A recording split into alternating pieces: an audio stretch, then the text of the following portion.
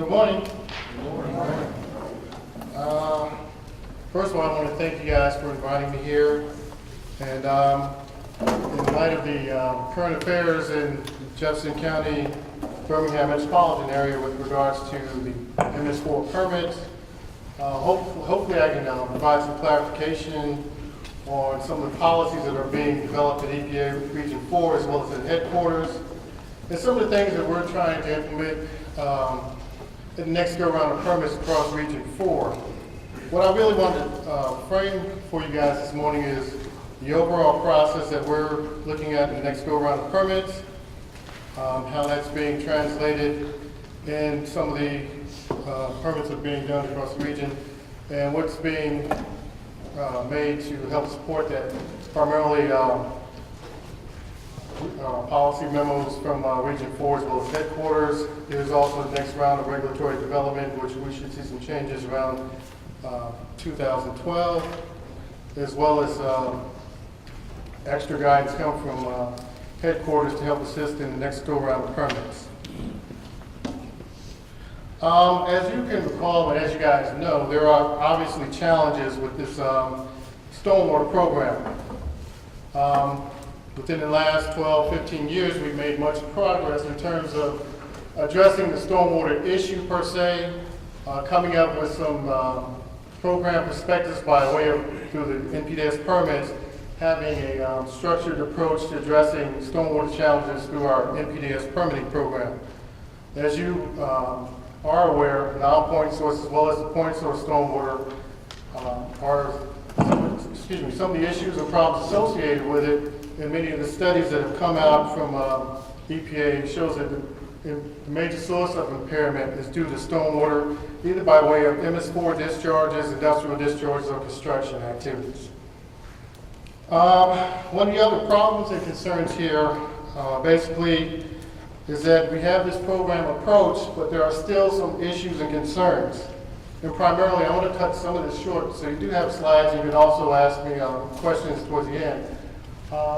One of the concerns is that we have got this program on the ground, we're getting it to you guys for implementation.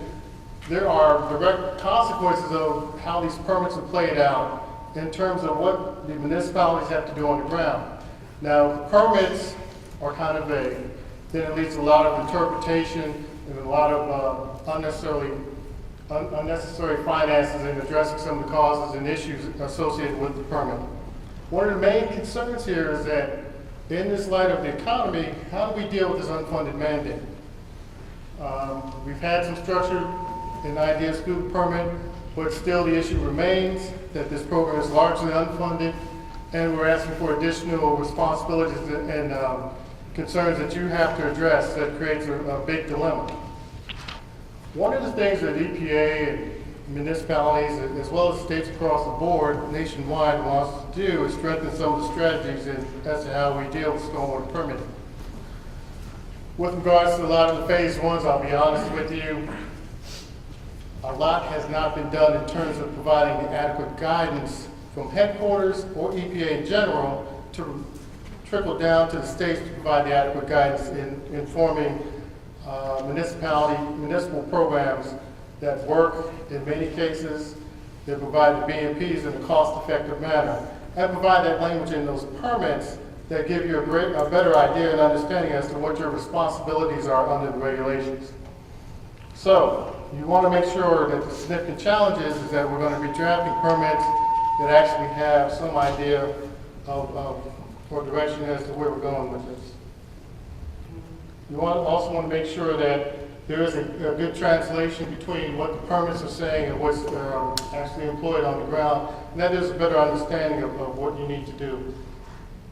And what I want to really say that, although I'm talking in general about the permits itself, this actually pertains to the various parameters that you're addressing here today, be it LID, post-construction development, and all those parameters surrounding that. You want to make sure that there is a better compliance or translation, again, between that permit and what's being said in that permit and what's on the ground. So if we provide that better language and clarity, specificity, It gives the managers on the ground and within the municipality a better understanding of what they need to do. Again, the consistency with the permits, basically you want to make sure that the NPDES permitting program is a better implementation of what needs to be done.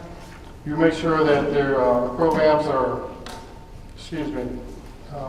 have the measures spelled out. One of the key things here is that the vagueness in the previous permit terms have led to, across the board, the hodgepodge mix of BMPs and approaches to addressing stormwater that many seem to think that it meets the terms and conditions of that permit, but we want to make sure that any outcomes and approaches are actually showing some beneficial use on the ground, so that you're not basically using permits per se, or going through the motions of meeting permit compliance, and not necessarily addressing water quality or showing water quality improvements.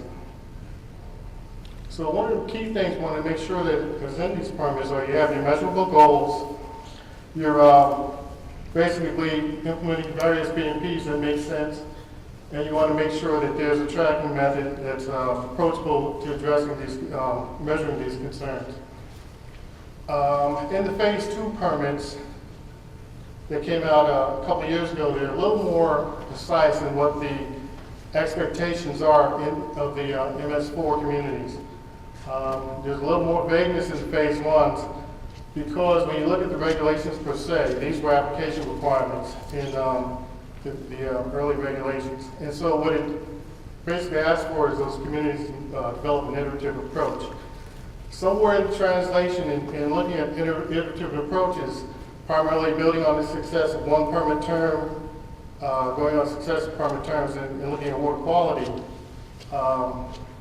there's a loss in the translation in terms of what you're doing, how compliance is met, and what needs to be done in the next term. It also gets in that gray area of what is actually supported by the regulations as opposed to policy. And so what we want to make sure is that the stormwater programs basically continually evolve, that talks about the iterative approach, but make sure that it's consistent with the Clean Water Act and the regulations that support that. This is just a diagram from an organization out in California, and it talks about how should I say, the process and how you have your checks and balances in developing your program, looking at the water quality perspective. There's also some kind of economics involved in it, of course, but you want to make sure that there's an effective program and a tracking mechanism associated with that program. So when you look at EPA, what I want to talk about primarily is that framework for stormwater permits, tracking, monitoring, and evaluation. So again, the iterative process is a process when you look at from point A is that initial start of your permit to somewhere down the line, 15, 20 years, what your ultimate water quality control, goals are, and making sure that that process under successive permit terms makes some sort of sense and is supported by the Clean Water Act, and that it's not just policy directing you in some direction. And what I mean by that is that the permit language itself, when you translate in terms of post-construction or addressing TMDL concerns, that there is a supportive process and that the permits have that clear direction spelled out there so that there's a lot less guesswork in that, but at the same time, supported by the Clean Water Act.